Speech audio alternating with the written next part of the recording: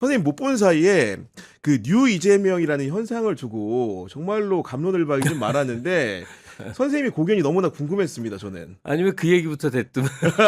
그 얘기가 너무 궁금해서 못 참겠어요, 지금. 근데 그 얘기 말하자 그러면 가슴이 좀 덜컹덜컹하죠. 그렇죠. 이래도 아무래도 비판하고 저래도 네. 비판하고. 뭐 저도 똑같은 생각이에요. 그리고 그 국힘당 망조든 게 뭐 윤호개인이냐 반대냐 해서 도저히 화합되지 않는 걸로 해다가 한쪽으로 탁 쏠린 다음에 그냥 침몰하는 모습 보잖아요. 근데 민주당은 뭐 그런 이해관계 때문에 그런 건 아니니까 다른데 난 류이재명이 진짜 굉장히 좋은 말이라고 처음에 생각했어요. 그 언어만 보면 예, 예, 처음에 네. 한겨레에서 이제 그 이름 띄고 할 때는 전통적인 민주당 지지자가 아닌 새롭게 눈을 뜬 이재명 지지자들로 구성되어 있는 다양한 사람들. 그래서 그런 줄 알았더니 왜 이렇게 싸움이 벌어지냐고. 네. 그래서 주로 저는 이제 댓글 중심으로 이렇게 봤는데 극언을 하는 사람들이 막 나타나더란 말이에요. 아.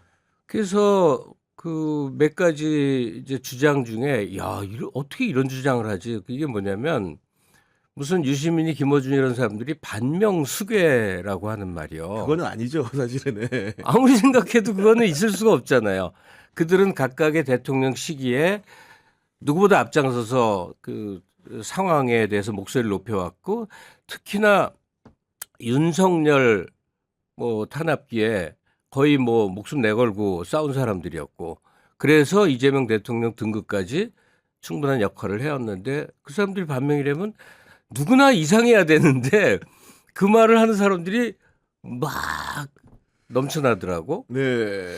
그리고 또 하나는 이제 정청래 대표에 대한 불만이 있을 수 있고 비판이 있을 수도 있는데 정청래 당대표가 당대표로서 정치를 하고 또 자기 세력 구축을 위해서 이런저런 노력을 하는 제가 보기엔 지극히 정상적인 정치 과정에 대해서 갑자기 그 반명 행위라든지 자기 정치를 위해서 한다든지 그러면 뭐 당대표는 뭐 아무것도 하지 말라는 얘기인가 네. 뭐서부터 그리고 이제 마지막 단계에 와서 제가 이해하는 범위는 이게 당권 싸움으로 흐른 거였구나.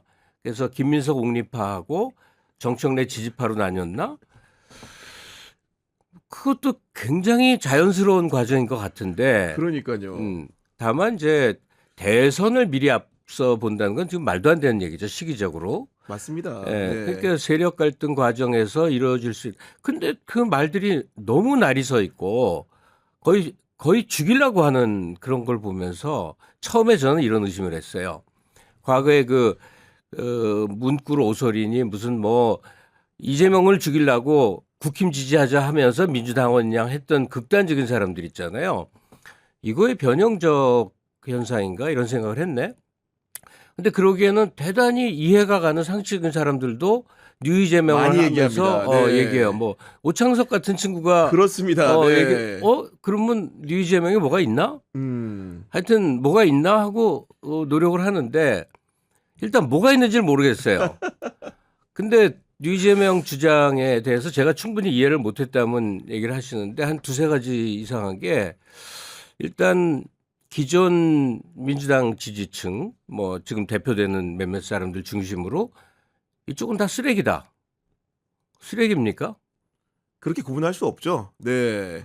아니 그럼 나도 쓰레기인데 아니 선생님은 또 난 평생 걸쳐 민주당 지지자였고 각 시기 대통령 등장 민주당계 대통령 지지할 때 나름 할 수 있는 노력을 해온 사람인데 이 다 쓰레기라니까 야 이거 이상하고 그러다가 구교영의 정치 비상구 여기에 류이재명 목소리를 높이신다는 함돈균 그렇습니다. 선생 네. 출연을 보게 됐어요. 근데 그 양반 이름을 언제 알게 됐냐면 그 전에 쇼츠에 굉장히 극렬한 말로 뭐 유시민 뭐 김어준 뭐 사람도 아닌 듯이 막 비판을 강력하게 했죠. 얘기를 네. 하시더라고요. 그래서 뭔가 굉장히 이제 새로운 주장이 있구나. 그러니까 김어준이가 쓰레기가 될 만큼 새로운 근데 보니까 그 시간 내내 제가 굉장히 이상했어요. 아 보는 내내. 예. 네. 저 사람은 뭘 비판하는 거지? 그래서 이렇게 하나 뭐 말꼬리 잡자는 건 아니고 왜 올드 이재명들은 맨날 검찰개혁, 사법개혁 이런 소리만 하냐. 전통 이슈다 그거는. 예, 네. 예. 그 운동권 놀리고 맨날 그 음. 싸움이지. 지금 이 세상에 소득 양극화라든지 무슨 뭐 또 뭐지?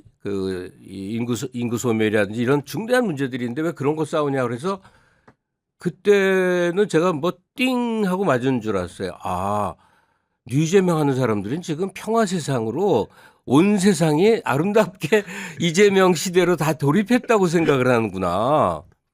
전통 기득권을 가진 사람들이 잠시 눌려 있을 뿐이지 사법과 이제는 좀 소멸해가는 검찰 권력을 배경으로 해서 또 언론 권력을 배경으로 해서 자본 권력을 배경으로 해서 언제든 뚫고 나올지는 모르기 때문에 아직도 전투의 와중으로 그렇게 목 놓아 하루하루 한 주 한 주 한 달 한 달 싸워 나가야 될 시점으로 바라보는데 그게 아니라 그거 왜 맨날 그거랑 싸우냐고 그러니까 야 지금 사법부 조희대 사법부를 쳐다보면 저들이 기세만 조금 얻으면 언제 이 판을 뒤집어 엎을지도 모른다 등등 온갖 걱정과 오래된 그 사안의 본질을 보는 그 훈련 끝에 이렇게 노력을 하는데 이 노력이 다 바보 같은 것인 얘기를 하니까 그만 동의를 못 하겠더라고. 그러니까 말씀대로 쉽게 얘기하면 이재명 정부가 탄생하기까지 지난한 과정들이 있었고 그 과정에는 검찰의 폭압적인 행태라든가 법원의 도발적인 행태들이 있었던 건데 그런 것들을 이재명 정부 출범했다는 것만으로 바로 극복이 되는 것이 아님에도 불구하고 그 문제를 뭔가 이제 하위화 취급하는 그런 태도가 선생님 보실 때는 우려가 많이 되신다는 말씀 아닙니까 지금? 맞아요. 네.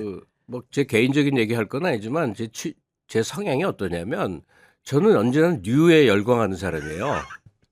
그렇죠.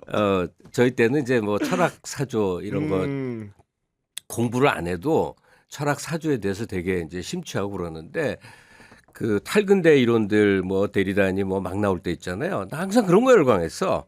그러니까 뉴자부터 뭐가 나오면 일단 관심 가지고 기울이고 단기적으로라도 이렇게 열광을 하는 편인데 이번엔 그래 전통적인 민주당 세력 지지자들이 좀 여러 한계가 있겠지 생각했다가 지금 약간 들여다보니까 이렇게 멍해져 있는 상태예요. 그러니까요. 네. 그러니까 정당도 오래되면 정풍파라고 해서 신진 세력들이 그 정당 내 오랜 기득권을 치고 나오잖아요. 그런 그림을 생각을 했는데 이게 뭘 새로운 얘기를 하고 있는지를 모르겠는 거예요.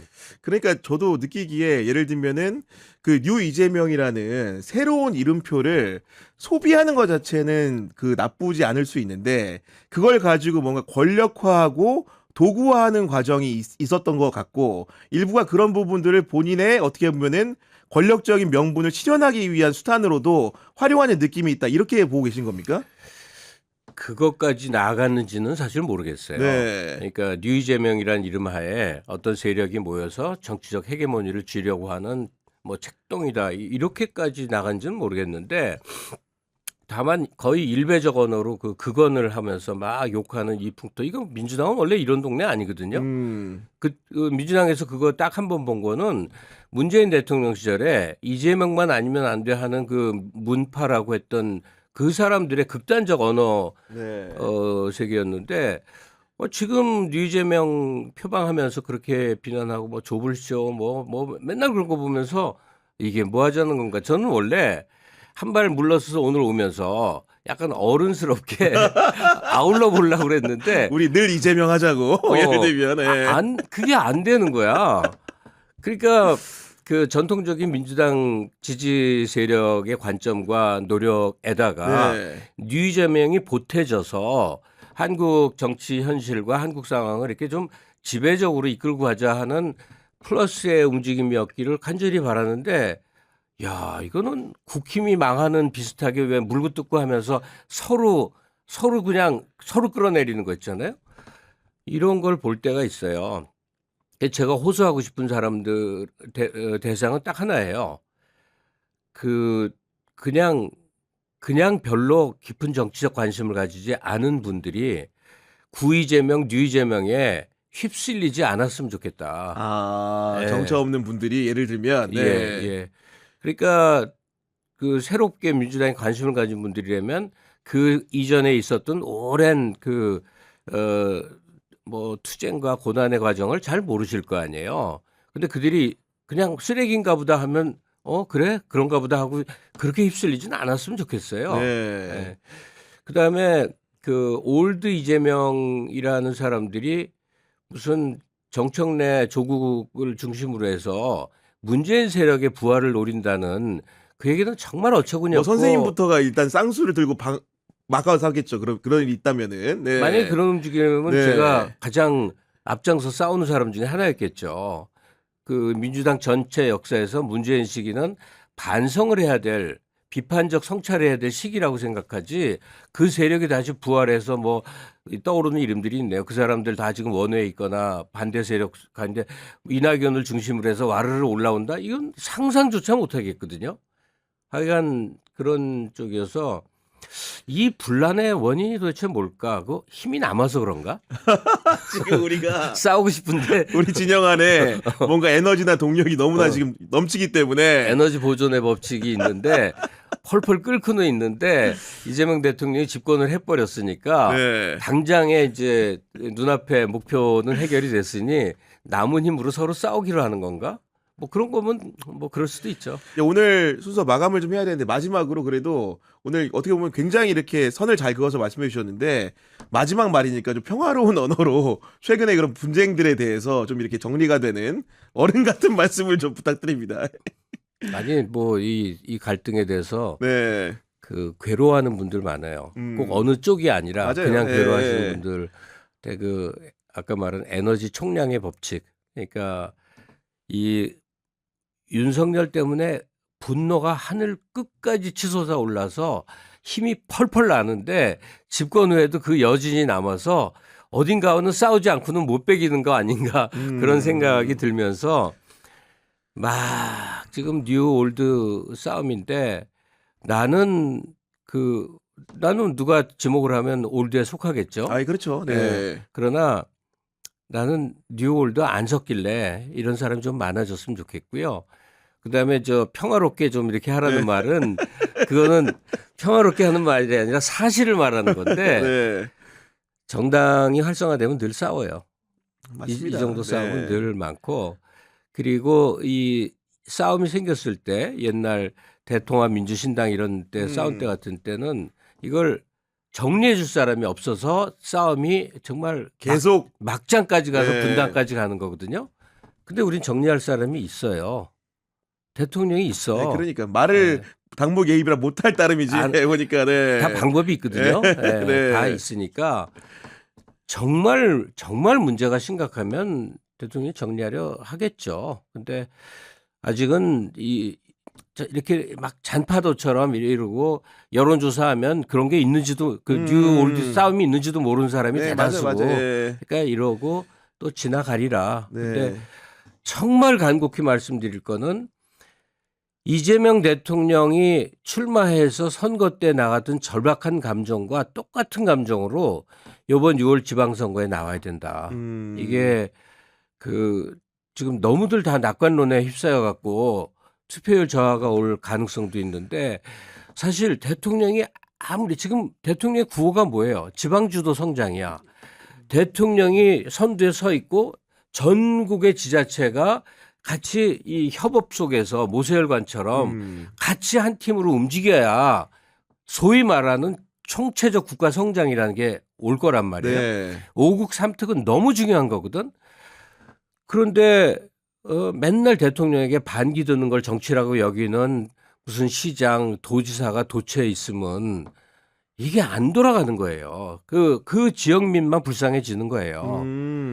그래서 원래 그 지자체라는 게 생기기 전처럼 그 전에 대통령이 전국의 장들을 임명해서 한 팀으로 굴러가던 것처럼 유권자들이 좀 만들어달라. 네. 이재명 정치 철학이 지방주도 성장으로 전국에 이 모세혈관처럼 다 그 실핏줄이 돌고 그러면서 한 10년 있다 뒤돌아보면 우리나라가 너무 달라져 있는 걸 또 한 번 경험하고 싶다. 이번 선거 너무너무 그래서 중요하다는 얘기를 강조하고 싶어요. 네, 알겠습니다.